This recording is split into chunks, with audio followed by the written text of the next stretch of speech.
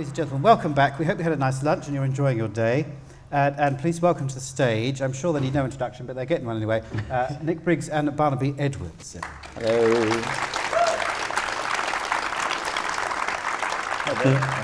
Now, I just want to start off by saying that we had a bit of a demonstration of it just now, but someone outside in the foyer earlier on, who's not a Doctor Who fan, said to me, those two chaps, are they a double act?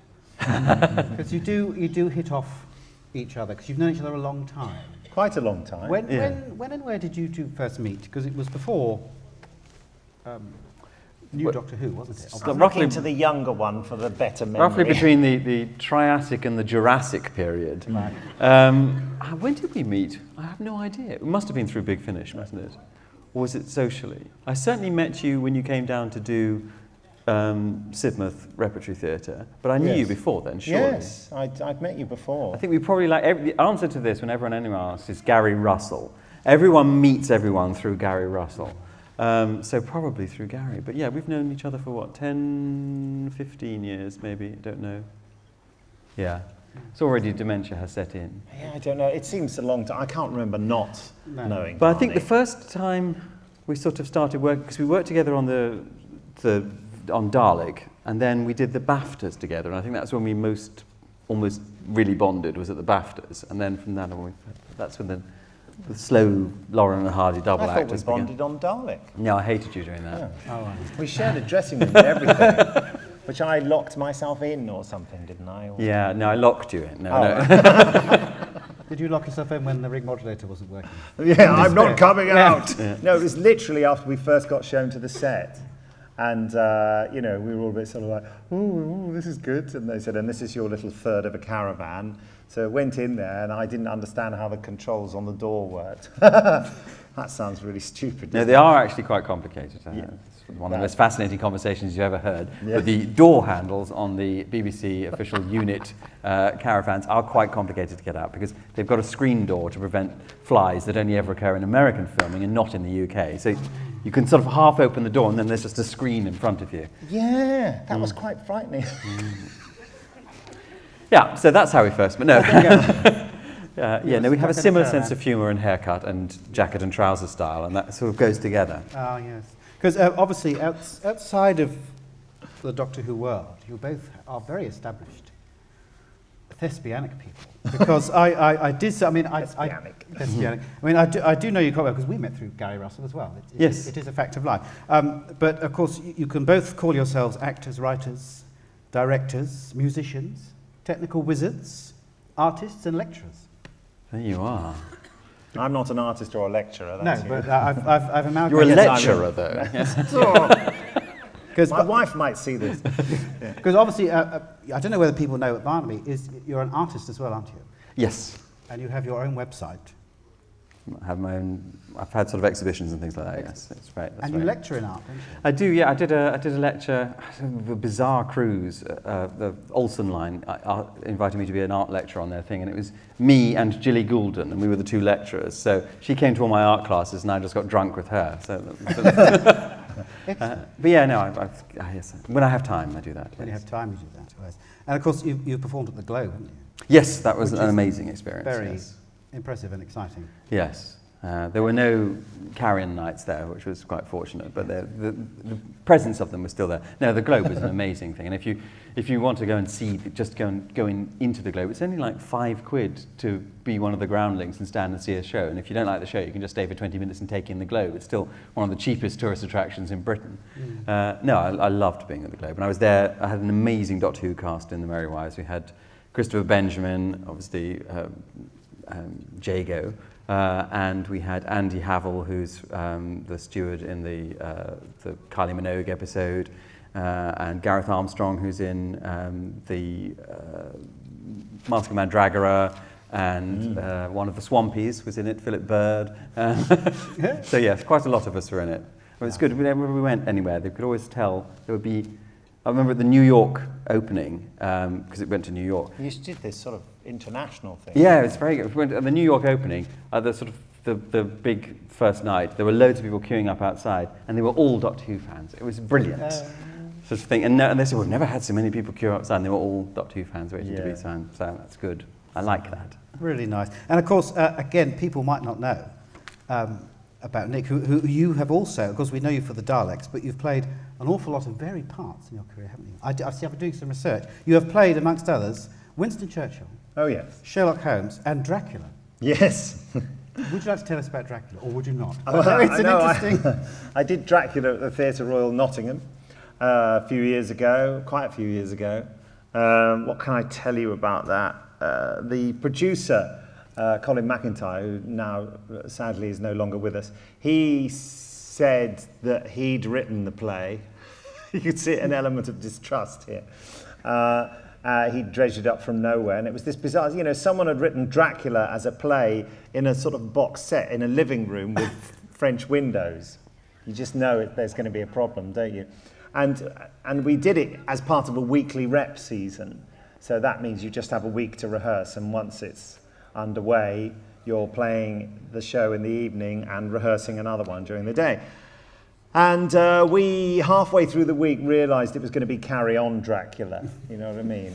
Yeah, and because, of course, in that small amount of time, you can't get any taxing technical effects working properly. And I think the first act ended with, the idea is that I'm just about to suck Mina's blood, which I thought was quite a tense moment, because I did this thing, I leapt over the sofa at her, which I always found quite exciting, quite exhilarating, actually, flapping my cape. And they all come running in, all the good guys, Van Helsing and Mina's fiancé husband, I don't know what the Jonathan Harker. Harker, that's right, yeah, played by my friend Andrew Dickens. So I quickly run off, and then the idea is that I turn into a bat and fly away. Right, okay. So, I just run off stage. Are the memories flooding back? I just run off stage, and then they winch this bat, just, from there, sort of just like this, and it kind of goes... It's just awful, and this is the dramatic climax to the first act. And they're all there, and so eventually they realise this is going to happen, so all of them as a group, there goes my water, we're going...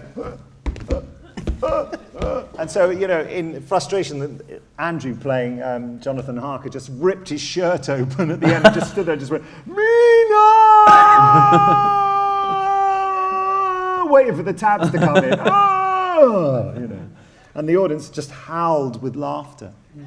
And I also had to do, in weekly rep, you do a thing called the curtain speech, which is that after the bows, one of the company will step forward and say to the audience, thank you very much for coming this week. Next week's play is, and you keep them interested, And so they decided I was going to do it, but of course it ends with me having a stake through my heart in a coffin. So they all used to come on and bow.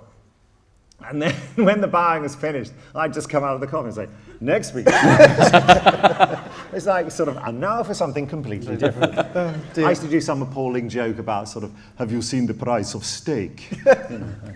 Oh dear. Was that appalling? Yeah. Andy Dickens, he does a lot of that, because I know Andy Dickens. I worked with him. Of course, yeah. Ex-Navy boy. He was, yes. That sounds more I wasn't exciting. in the Navy, but yeah. You just used to sneak on board ship. No.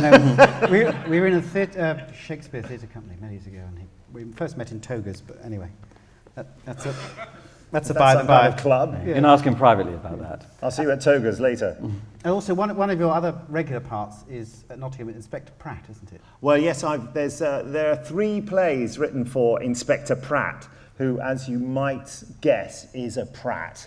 He's like, the best way to describe him is the English version of Clouseau. I mean, he's useless. He has no idea who the murder victim is, let alone how to solve the case. Halfway through the play, someone mentions the name of the murder victim. He goes, what? Who's that? Another one? Blimey! And I chose to play him this very manic way, which for a man of my advancing years is extremely exhausting. I also grow a moustache for the part. Usually on the first night through sheer concentration. That's a joke. And the job done, I look like a complete Pratt with a moustache. Moustaches are brilliant for comedy, absolutely brilliant. I always grow one for farces. It just makes you look funny, doesn't it? Apologies to anyone here with a moustache. I'm sure you're not hilarious at all. No. But we've only done 2 of these plays, because apparently the third one's really awful. Oh. I think we've done the first and the last, and we've not done the middle one. But Yeah, I've done each of them 2 or 3 times, actually. The last time I did it, I swore I'd never play the part again, because it's so exhausting. Yeah, it's rewarding to do because it goes down really well with audiences. You get aroundy, farcy type. Totally. I mean, he does things like lean on the back of sofas at key moments, like trying to look very clever, and of course misses the sofa completely, and of course when you're an actor, and even when you're as old as me, you think when you're on stage, it's like you've got the adrenaline going, you think you can do anything, and you throw yourself on the floor and you bash things, and you're fine, and you get off and you go, oh my God, and I've suffered from sort of painful shoulders and elbows ever since I've played Pratt. You're not getting any sympathy. Bruised knees. No one gives a damn.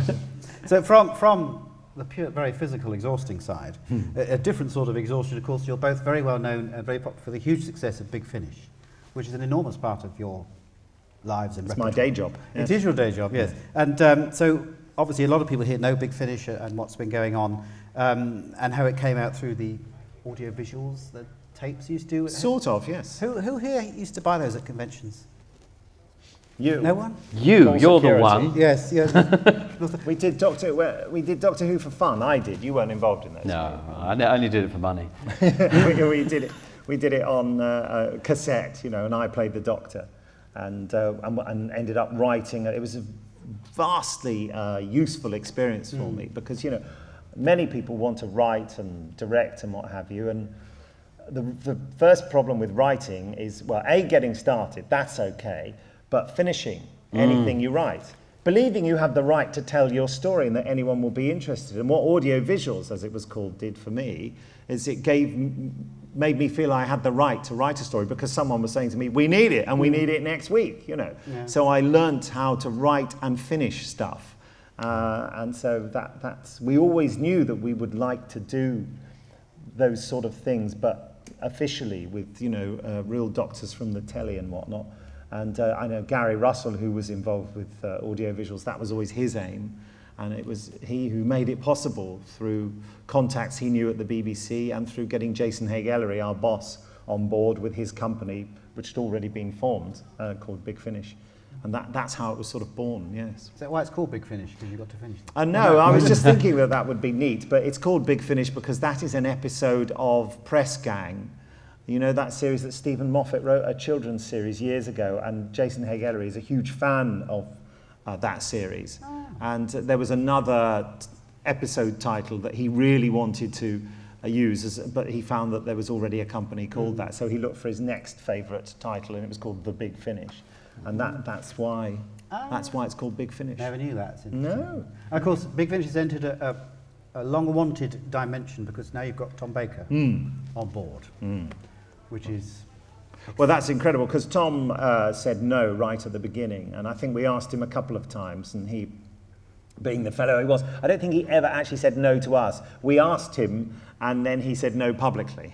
He told everyone he wasn't doing it, which was, I suppose, a bit hurtful, but wasn't intended that way by Tom, because Tom inhabits Tom's world, But yeah, we got an inkling, if you want me to say, that we might be able to work with Tom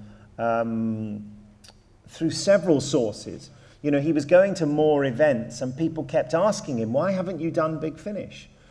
And I think his first reaction, even after having turned us down, was, who were they? Oh. It didn't really feature in his mind. And then he started doing the ones for Audio Go, the BBC's audio, the people who hold the license for all BBC stuff.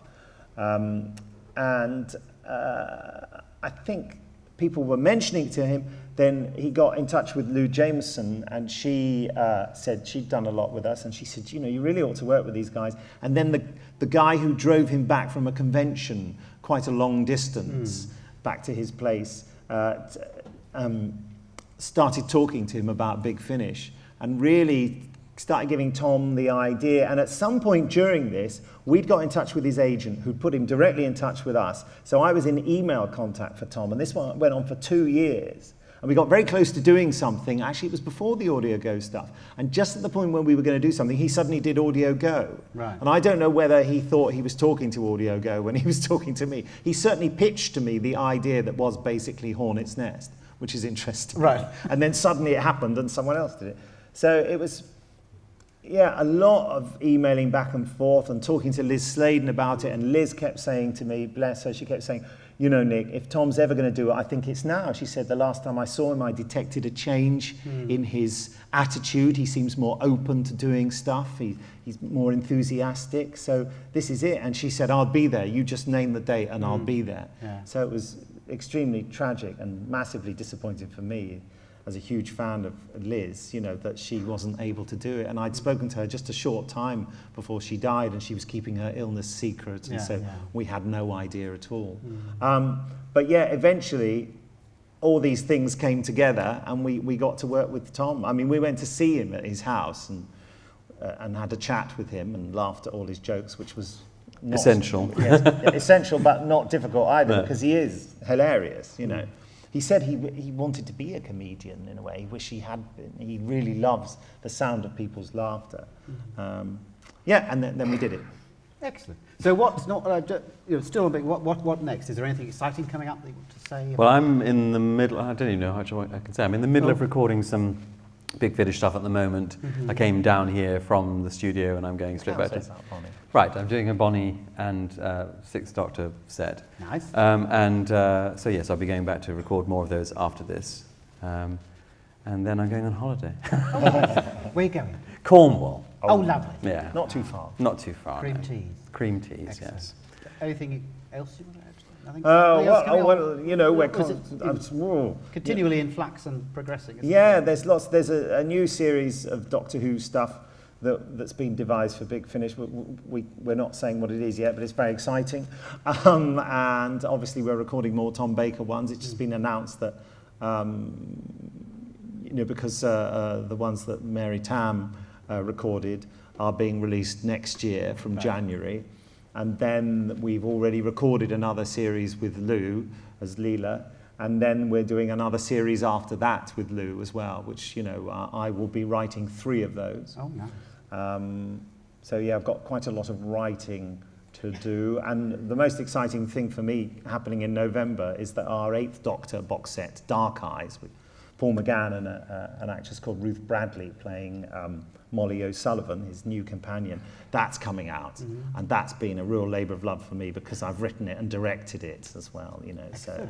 And it was enormous fun to do, and it's always rather... my favourite bits in Doctor Who are the beginnings and ends, when people join or when people leave. I think those are the real... And, I kind of sort of got to do both those things in this story. My aim was to write a whole new era of Doctor Who that we didn't know about in one box set. Right. So it's very much a character piece about the Doctor and his new assistant Molly and their whole life together. So it's not like lots of full adventures, it's their bits that happened during it, but the Daleks are in it as well. So, of course. I'm so glad you said that. It's been nicely on to the next question. Obviously, Daleks are a major issue in both your lives, and a lot of people here. And obviously there are Daleks on tonight on television. A lot of Daleks, as we've seen from certain publicity the BBC has put out. Have they been advertising it at all? I wasn't... No. Now, I'm not going to push for any spoilers, but is there anything you could tell us about tonight's episode? I'm sure people here might be gagging to hear, or are you bound in silence? No, we can't say anything, really. No. I mean, we can tell you the things you already know. It's called Asylum of the Daleks. It features somewhere between 1 and 1 million Daleks. Excellent. From different eras of Doctor Who. I think I operate 9 different types of Dalek in it. So a busy one for you. Was busy, well, very busy for both of us, really. Yes. To create the entire Daleks through time and space, right. All of them, So. It was particularly lovely to work on, though, wasn't it? Yeah. Really. I mean, I know it's a big showbiz thing to always say that, but I mean, and we've worked with lots of great people over the years and had loads of fun, but I said to Marcus, the producer, I said, not a word of a lie, I said, this has been my favourite to work on because the atmosphere on set was just, and we've had lots of fun on others. I'm not saying we've had terrible times before because we haven't, but this was just that extra bit better. Every now and again something comes along that's a little bit special or kind of down reason. to, I mean... But the director was the big factor, Nick Hurren, who directed the one in the hotel with the Minotaur, whatever that was called. God complex. Thank you. And I knew him by reputation before we worked with him, because he's the person who is parachuted in to productions that are going to fail and cripple any company, because he's the person who can bring it back from the dead, as it were. When The Prisoner all went wrong, when they were filming out in South Africa, Nick Curran was parachuted in order to finish the filming and stuff like that, because he is just the most calming. I mean, everything filters down from the director. If you get a director who's all sort of jittery, then everyone else on set becomes jittery. But he was so calm and so organised. Everything was storyboarded in his thing, and yet he was flexible enough to take your ideas and do something with them. And it was just, I've never been on a set that's been that calm. And given how much could go wrong, and 15 Dalek operators on set at any one time, and lots of lights blowing and things falling off Daleks and things like that. And you having to press hundreds of different buttons all at the same time, and sometimes a light might not come on and things like that. He was so calm throughout the whole of that, but really receptive to ideas as well. Ask you what you could do with it, and then he would take that idea and incorporate it into it, and just determined to get it right. He'd not done a Dalek episode before, but he wanted. He looked at the Daleks, he wanted to know how it worked. He shot the whole thing very much like, as you will see this evening, very much like a sort of psychological horror movie. I mean, it's beautifully shot. It has a different visual style to it, having seen it. It's quite, that really hits you. And the amazing sets by Michael Pickwood, who did the whole of the last series, who is within the world of television and Hollywood. He's a really big production designer, really big set designer, and he would do these things that almost defy imagination. We were shooting on a won't spoil anything for anyone to know that there's some corridors involved in it. We were shooting on a corridor one day, which was all this sort of cramped gantries and things like that. And so on the next day it said, and we're shooting on a corridor in a completely different environment. And I said, well, what are we doing that? And said, in the next door. And they went, no, it'll be in here. And I went, oh God, are you going to redress the things? He said, no, Michael's got something special for that. So we came in the following day, and an entire amazing set was already there, and they hadn't built it. What Michael Pickwood has done was to build the first corridor within the second corridor, and then literally just pull the first corridor out, and there was already a completely beautiful and different corridor under it. He just builds these doll's house sets. He's amazing. I mean, he's got such a precise mind, hasn't he? And I think he thought, there's limited space here, so I'll make it work this way. Yeah, and he just... And he does this, I hope you won't have noticed it, but he has, of all the production designers, they've really only been sort of him and Ed Thomas, but Michael Pickwood has reused more sets than anyone else. He saved Doctor Who so much money, and you wouldn't notice it because he just works out how to do it. So he will have something that's maybe oval this week, and then the next week he'll turn it and tilt it, and you won't recognize it, but it'll be the same piece of plywood that he's done. So he's saved enormous amounts of money. He's just so imaginative. And so lovely to be with, and so ridiculously tall as well. Yes. That's right. The other thing I really liked about the episode is I just think that Matt, Karen and Arthur working together, just the way they are as human beings towards each other, is just a glory to behold. And of course I'm a bit sneaky because on my cans I can hear everything that everyone's saying because I've got all their microphone feeds, and sometimes you have sound operators who are a little bit they don't like you to hear what the other actors are saying, and I've had some of them look at me enjoying their conversations and just put all the fades down. The guy this time, Dayan, his name was, he just left it all up, and I just hear the three of them chatting together. Most of it I can't possibly tell you, but the merciless ribbing of Karen, who takes it so well and gives as good as she gets. They're really just such a team. And also, Matt is such an incredible leading man, because when you lead a show, it's not just a question of being good, which I think he's amazing. It's also a question of leading the whole team.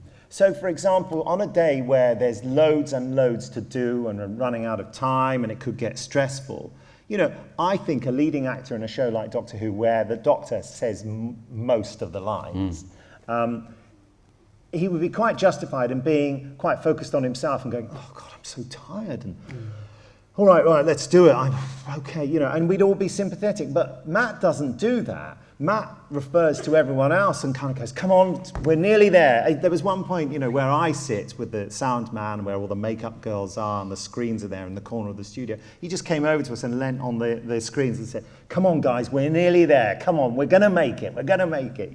And he I think that's a beautiful thing, that even at a time like that, where he's in this boiling studio and wearing that wool jacket, which he's one of the hottest people, you know, on the set, is sweltering. For him to think of other people first is amazing. And he does that with the Daleks as well. He often sort of, after a take, he'll come up to each Dalek operator and say, "You all right in there?" and things like that. And it's just like tiny things like that, but it makes a world of difference.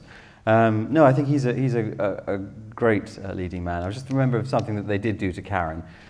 In the middle of our filming, I think we had a week off, and they went to film some Angels stuff in New York, or Chicago. I think it was New York, wasn't it? And then during that time, they persuaded, I think, mainly Arthur persuaded Karen to go on Twitter, and he didn't tell her that she should unclick the thing which says, "Every time I get a new follower, I want you to send me an email notification."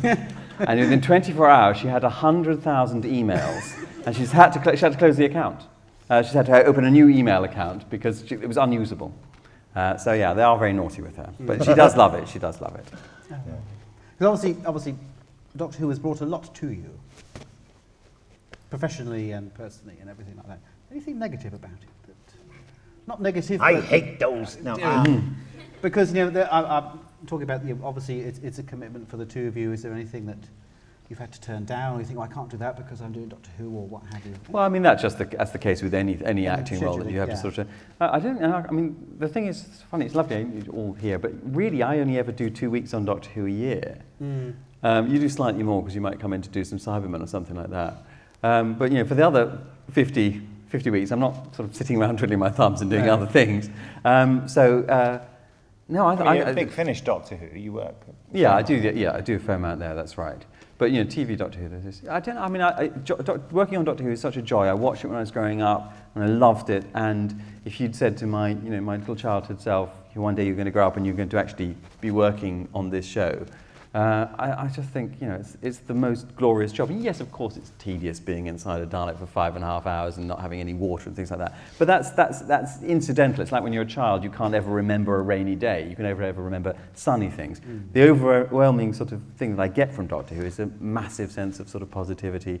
And it's one of the unique shows that it filters out into the world through people who work partly on it, and then people who sort of are around when they're filming it, and then fans of it and everything like that. And it just sort of spreads this vibe of loveliness into the world. And I don't know any other show that really does that. And I think it has such a positive effect on the world in general. In the same way that NASA is always quoting Star Trek, lots of NASA operators and people who've invented technical equipment have invented it because they saw Star Trek and they were inspired. All those flip-up phones are entirely made by Star Trek fans and things like that. And I think Doctor Who has that similar effect. People are interested in science and astronomy and history and writing and fantasy novels and all that kind of stuff. And that all stems from this love of one show. And I think it's amazing. It's a privilege to be involved in it. I would agree with all that. I mean, if you're really burrowing for something negative, Nick, I would say that for a few years, people say, "Oh, you worry that it doesn't really help your career to be the voice of the Daleks." And I said, "No, it's acting. It's acting." But when I did Torchwood, all the lovely people who I worked with on Doctor Who behind the scenes, or knew and chatted to, makeup and costume people, because we see them all. They did say, and I thought, "Oh, I see." They did say to me on the set of Torchwood, "What's it like being a proper actor now?" And that did rather make my heart sink. I thought, well, I've always been a proper actor. That's why I got the job. Yeah, they clearly, and I thought, oh, you clearly actually don't think that was me. I mean, clearly it was acting, because I'm not like a Dalek normally. No. And that's when it struck me, and I thought, and the thing about being the voice of the Daleks, even though I'm about to start a Sherlock Holmes tour, which comes to Portsmouth. I don't think if you mentioned that before. It's not really, like, if you've been in a soap opera and then you had a real passion to be in, a Chekhov play or something, you could, if you had a profile as a soap opera actor, you could probably make it happen, because they could say, Fred Bloggs, who played X in EastEnders, is now Astroff in Uncle Vanya. That you could get it going, because people say, "Oh, that'll be interesting." Yeah. But if you say Nick Briggs, who's the voice of the Daleks, people go, "What's he going to do? Come on stage, you go, hello," you know what I mean? It's slightly comical. It's like a good friend of mine from years ago, I haven't seen for years, Barry Killerby, was Mr. Blobby. And he was the most amazing actor, capable of incredible things, a great classical actor. And that was the end of his career because he couldn't take that success of Blobby, which I guess was enormous. I'm sure he earned a lot out of it. But he couldn't transfer it into anything else. So the Daleks are a little bit like that. I can't really take the Daleks and, you know what I mean? I can't make them do anything else for me, even though on a smaller scale, I've got several jobs out of people going, oh, I can put Doctor Who under your name on the poster, and that will draw people to the show. So I'm being a little bit churlish. But on the flip side of that is, of course, that you're not actually typecast as the voice of the Daleks. If you had done something in EastEnders, or Lofty, wasn't he in EastEnders? He's not been able to work since. Simply because he's so associated with one character, the guy who played Benny in Crossroads, the same thing. So I think we're both lucky in that. Yes, we have that thing where people sort of somehow, they used to do this thing on early days of Doctor Who and say, right, the actors can now leave. And Nick and I used to trundle out, and Nick would sort of, and they would, no, I didn't mean the Daleks, I meant the actors. And we go, check our contracts, we are actors. But eventually, once Nick put his headphones down and I just trundled off in the Dalek, they eventually learned to say, now we'll keep the Daleks, but the other actors can go. But in a sense, we're very lucky that we're not going to get typecast as those things. That's true. Yes. But you can't necessarily translate it into the power and to go and do some great career thing. But we are lucky in that we're not going to be, people are going to say that's the only thing he can play. Yeah, and with regards to people's reaction to it, it's always joyous. It's either joyous or nothing. Well, I might have mentioned this to you, but my wife used to work for the UN, and shortly after we got together, we went round for lunch with a lot of her friends from the UN, and these are people who go to really dangerous places and help other human beings survive terrible hardship and whatever. And they have very important jobs, and they work in high-risk circumstances. And there was a moment when they said to me, "Oh, what do you do?" And I said to Steph, "What's that?" And she said, "No, go on, tell them." And I said, "Well, I do the voice of the Daleks on Doctor Who." And they went, "Oh, yeah." Anyway, and it was it's like I said, I do flower pressing. To them it was, and they weren't horrible about it, but it meant nothing to them. And I thought, next to these incredible things that you do in your job, being the voice of the Daleks is just such a bit of nonsense. It counts for nothing.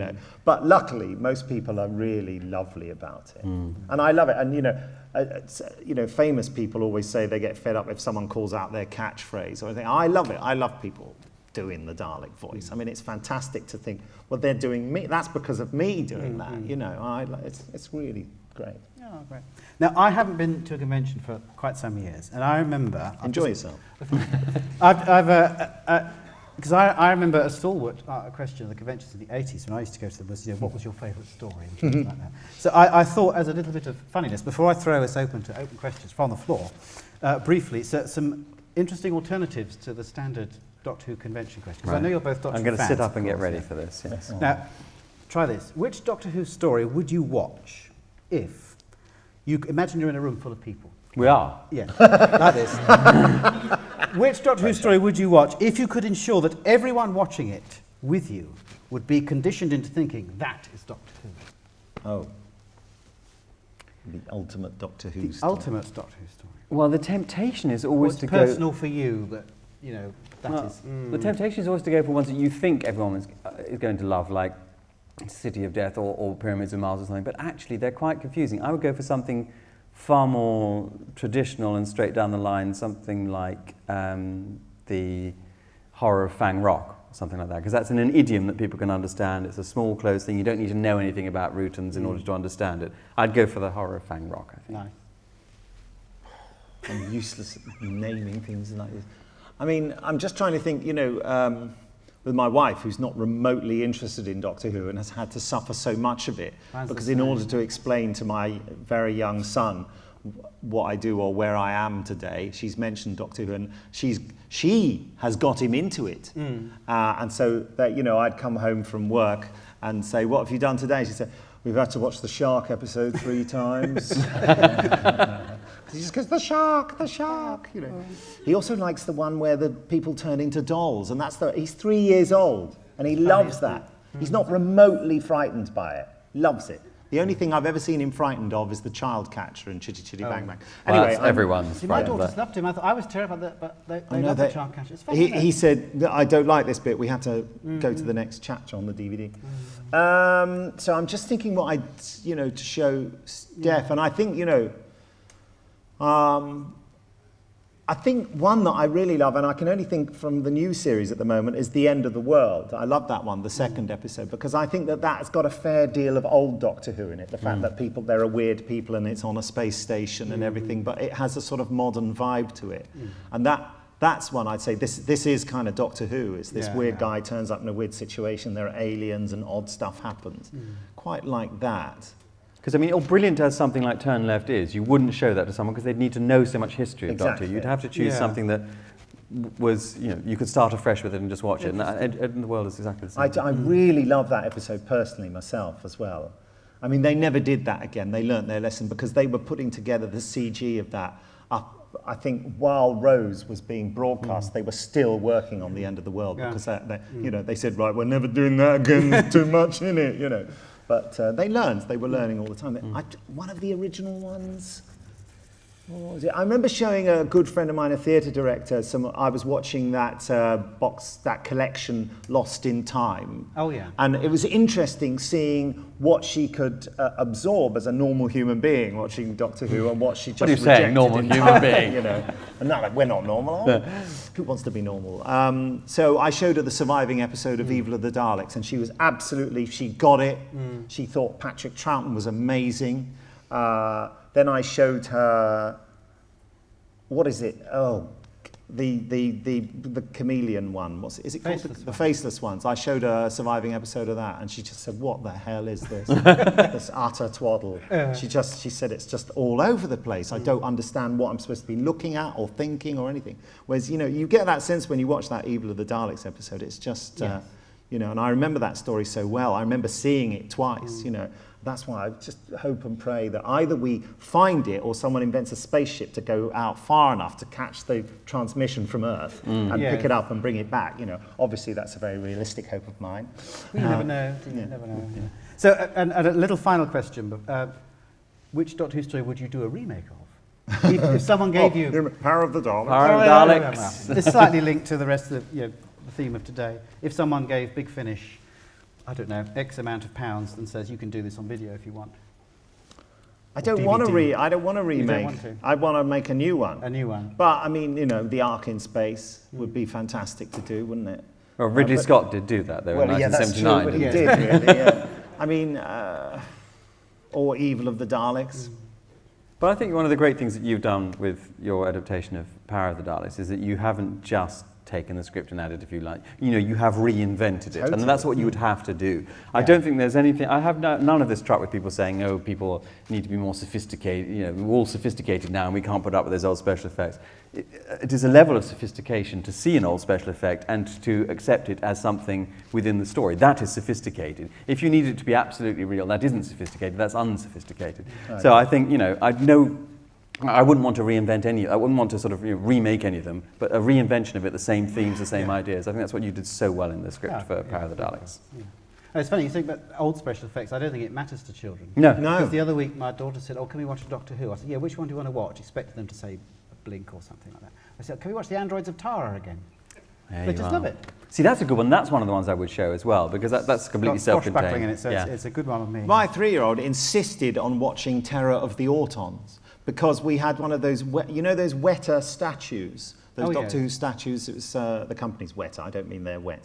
And there's one of the Master and one of the big-faced Autons on the ground, and he'd seen this, and luckily we had a spare copy of it, so we brought one home. But then he said, "I want to see the DVD with this in." I said to Steph, that's the one that they ask questions in Parliament about. I'm not sure whether, but he loved it, and he particularly loved the bit where the daffodil squirts the molten plastic over Jo's mouth and stops her breathing. Yeah. And he loved that and kept describing it to me afterwards. He's a psychopath. Did you wake up one day and just have he was there with a plastic thing? Oh, right. He wanted a plastic flower. He kept saying, have we got one? That will kill people. He's so sweet, your little boy. Thank you. Yeah. He is adorable. Does anyone have any questions from the floor? The last, Or even from the chairs. or from the chair? There's a gentleman there with his hand up. Nick Briggs, what's the monster on Doctor Who from the classic series? It's yet to appear in the new series. Which would it be? Oh, the Ice Warriors, I'd say. A returning monster. Yes. The voice in yes. Well, I've directed you in Ice Warriors. Yes. I can recommend him highly. Yes. I've heard rumours that the Ice Warriors will return in this series. Have you? I'll keep them to yourself. Yes. Never gossip. The Bandrel Ambassador's back. That's the one. Yes, there's a gentleman there. You both talked about growing up as fans, and now you've transitioned to performing in licensed and BBC. Transition, that's what they say with transsexuals.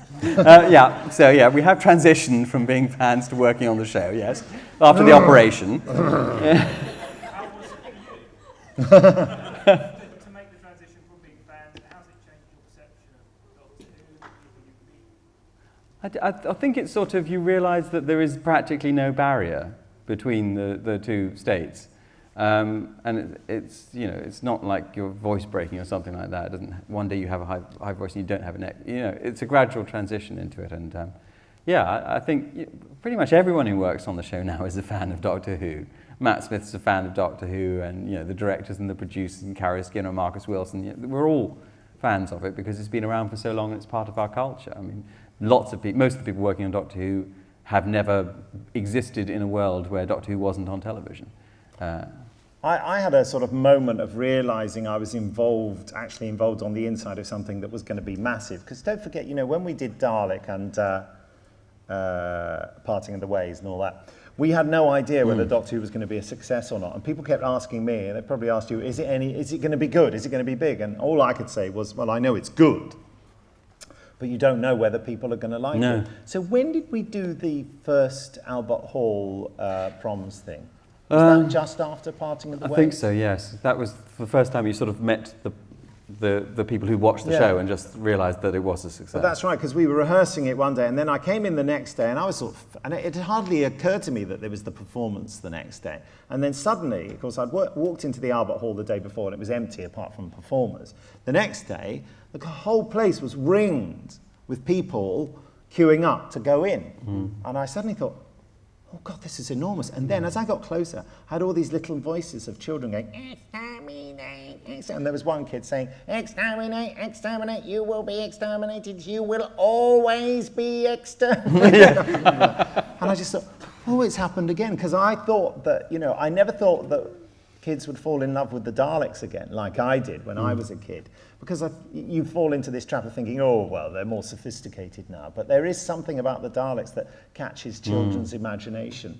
Because the look of them and the noise of them and, you know. And I saw that in progress because my daughters were born in the wilderness years, as they were. And it was around 2003, 2004, and they started noticing my Daleks around the house. They said, Daddy, what is that? I said, it's a Dalek. Oh, what does it do? What is it? And it's just... It's the look of them, isn't it? It's a combination of the design, which is amazing, and the voice.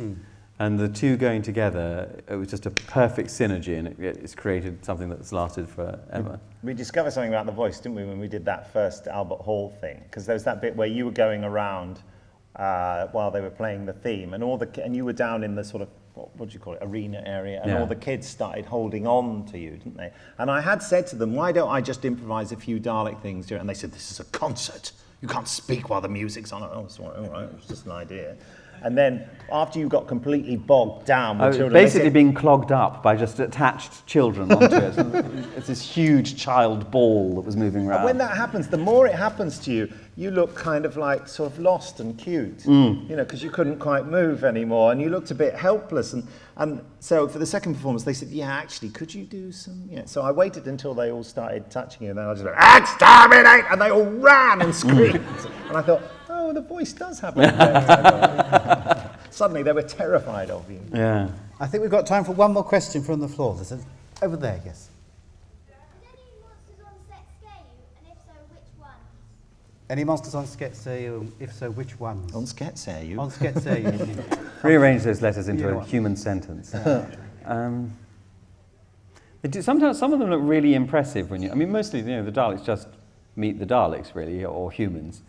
There's something about the empty eyes of a Cyberman that it's very difficult to look when someone is just wearing it, and to stand opposite them and just to look at them. And then if you just look at them and you can't see anything through the eyes, and you don't know whether it's suddenly going to go and grab you, there's something, you kind of quite dare yourself to do that. I had a few moments like that, because you don't know what the person inside is, what they've got in mind, you know what I mean? So that, I can see that's quite scary. I mean, normally if it is an actor and you can see their face, it's only really when it starts filming that they look frightening. I remember Julian Bleach, who played Davros, coming on with that amazing makeup the first time we'd seen him when he came on set.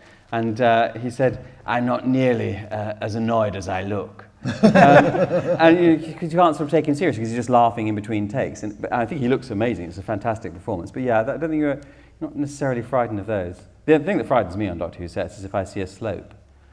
And you have to go up. Coming down's all right, isn't it? Down is pretty good unless there's someone at the bottom. Yeah. Julian Bleach, well, I remember him as being one of the most grateful actors I've ever met, because when we did another one of those Albert Hall things several years later, when I do these things, Russell T Davies, they said, "Oh, we've got a Dalek, what does it need to say?" And Russell, bless him, and I'm so grateful to Russell for so many things, and this is another little thing, he'd say, "Nick knows how to speak Dalek. You don't need to tell him what to say, he'll do it." So, I often used to say, "Oh, am I getting a credit as script editor here, a script writer here, because I'm writing the whole thing?" Anyway, of course, they sort of just made that assumption about Daleks talking, and they got Julian in to be Davros, and he came up in the middle of the arena, just stuck up there having to have a conversation with the Daleks. And they said to Julian, "Anyway, you come up there, the Daleks are on the stage with the conductor, you have a bit of a conversation, and then all this happens." And he was like, "What? What do I say?" And they said, "Well, do your Davros thing." And he was like, "What? No." And I said, "Don't worry, I'll write something." So on the back of the running order, I just wrote a script and gave it to him, and he was like, "Thank you." and then he went and learnt it. And after the show, after I got home, I got this phone call from Julian saying, "Nick," I said, "Hi, it was a great day. And I just want to say thank you so much. I mean, I don't know, how do you do that? How do you say all those things?" I said, "I'm nuts and you're not." Excellent. Ladies and gentlemen, the primo Dalek team, Nick Briggs and Barnaby Edwards, thank you very much. Thank you. Thank you, Nick. Thank you, Nick.